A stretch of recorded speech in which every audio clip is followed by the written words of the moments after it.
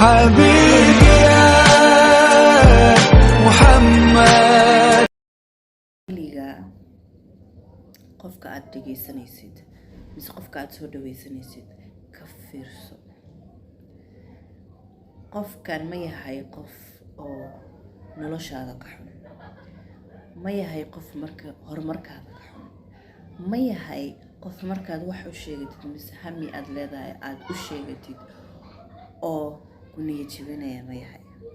hadduu yahay qofkaasiito haddanba ku sheegaya iska fogee. adiga un isxakameyn. adiga ayaa isxakameyn kartaa. adiga ayaa garanaya waxa ku fiican. adiga ayaa og waxa ku daran. adiga ayaa og waxa horumarkaada u fiican.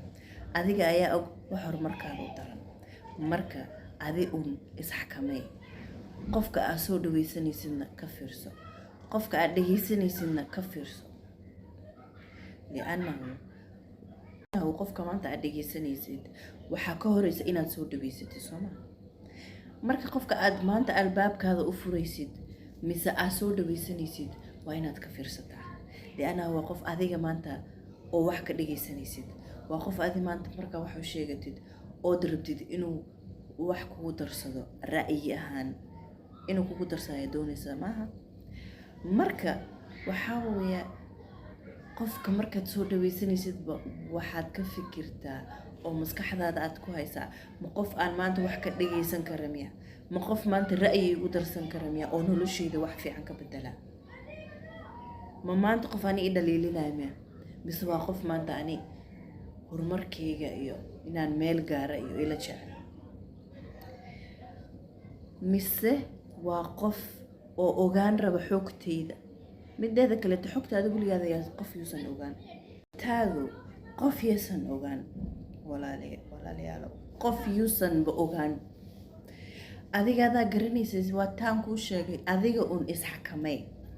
adiga ayaa garanaysa waxa maanta adiga kuu fiican. adiga ayaa og wax adiga ku daran. maanta haddaan dhaho on baa yahayo for example biyahanan cabaya because maskaxayan anigaa u fikiray inay on hayaan on biyo aan soo shubto oo aan cabo maaha. marka aniga waa isxakameyn karaa. haddaan iraahdo maanta waxaan aan sameyn rabaa mise talaabadaan qaadi rabaa waa inaad 3 shay adiga un isweydiisaa. dhageyso si fiican yaa. waa 3 shay. 3 ka badan maaha. 3 shay waa inuu qofkii 3daas maxay yihiin marka? okay midda u horeyso waxaa weeye aniga maanta waxaan sameyn rabaa mise talaabada aan qaadi rabaa ma mid ilaahay u caroonayo miya? mise waa mid oo jid furan oo ilaahay ka raali yahay oo xalaal ay tahay? 1 wayaan. hadday tahay wax oo maanta ilaahay ka caraysiinin ilaahay caradiisana ma tusay ilaahay khayrkiisa aan waafajiyo insha Allah biidnillah.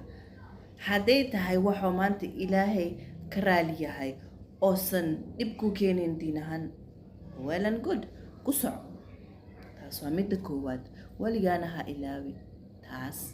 weligaa ha ilaawin. midda labaad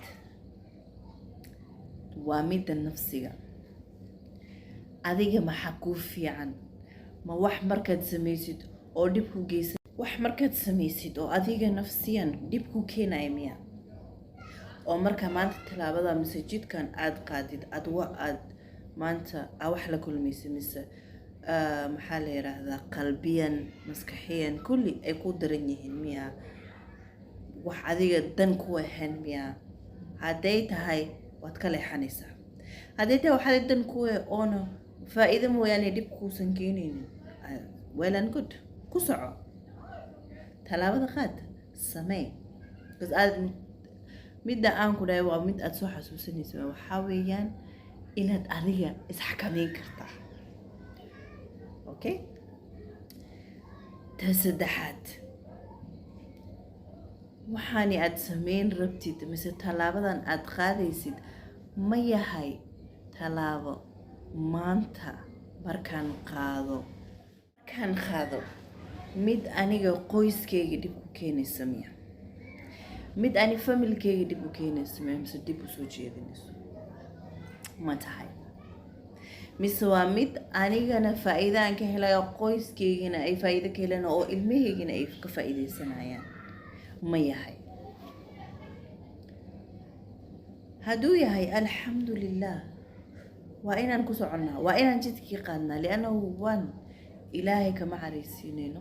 alxamdulilah waa wax ilaahay noo banay. number two waa wax anaga dhib noo keenaynin shakhsiyan. okay, ta saddexaad number three waxa waaye mid oo qoyskeena u ladan oona dhib noo keenaynin. marka maxaa noo diidaya inaan qaadno? maxaa noo diidayo maanta inaan jidkaas aan qaadna? nothing, right?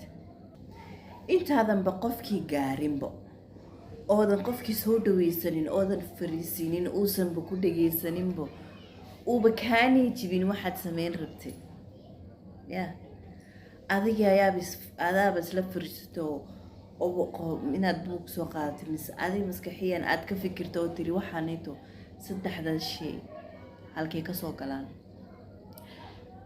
laba jidaa kuu soo banaanaatay, waa inaad ka weecataa mise waa inaad ku leexataa, ma aynan ahayn. marka qofkaasba maxaadba usoo dhawaysan marka u horeyso? because lianna waad og tahay qofkan inuu ku discourage garanayo. most of the time waqtiyada in badanba waan ognahay qofka markaan wax u sheegno oona naga jibiya, oona weli aanu sheegana. taa waa mid aniga aan la yaabay, waa anaga mid aan la yaabay ani ahaan. waxaa weeye oo qof walba bini aadanka oo dhan ay ka dhexaysa, waxaa weeye inaan qofkii anagoo og inuu qofkan horumarkeena anaga ka xun yahay, anagoo og qofkii inuu yahay qof maanta markaanu wax samayn rabno oo naga discourage garaya, inkastoo qofku ogyahay qofkan waxaana way u fiican yihiin ugu waad u qaadi lahaa, but asaga kamuusan fikirin, ma asagii wixii asagaas ku rabaa. marka qofkan waa inuu ka niyad jabiyaa si uu asaga u samaysto uu horumar ku gaaro. marka wixii waaba usii sheeganaynaa, bal maxaa nagu sheeganaynaa? ma anaga isxakamayna, ma aniga intaa furisto oo isla hadloo dhaho walaale waxaan maku fiican mise makuu ladanyihin, misena hadday ahayn qofkii oo aan ogahay inuu dhagaysan karo oo aniga maanta i dhageysanayo oo horumarkeyga jecel, oo maanta markaan wax u sheegto maasha allah oo ku dhihi karo meeshan way ka yara qaldan tahay because abcd bay ku keeni kartaa, laakiin midaan waad qaadi kartaa lianna waxaan bay kugu fiican tahay. way jiraan dad maasha allah ah oo fiican, weliba haddaad qoys tahayo marwo aad tahay, alxamdulilah. midda aan kuu sheegaa waxaa waay inaad ninkaada la fariisataa oo la kaashataa oo saaxiiba la noqotaa.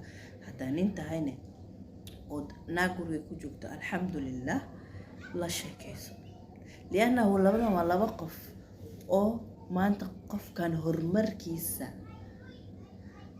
iyo horumarkoodaba isku xiran yahay, maaha? marka that's the best if you're married. if not, familkaadii waalid okay, or qof saaxiib ah oo maanta horumarkaada jecel aad soo dhawaysan kartid. okay, yaana war idinku daalinin, halkaas ayaa idinka baxayaa. ugo weliga midaan ha ilaawin, inaan ku dhagaysto, inaan ku soo dhawaysto ayaa ka horeyso. okay.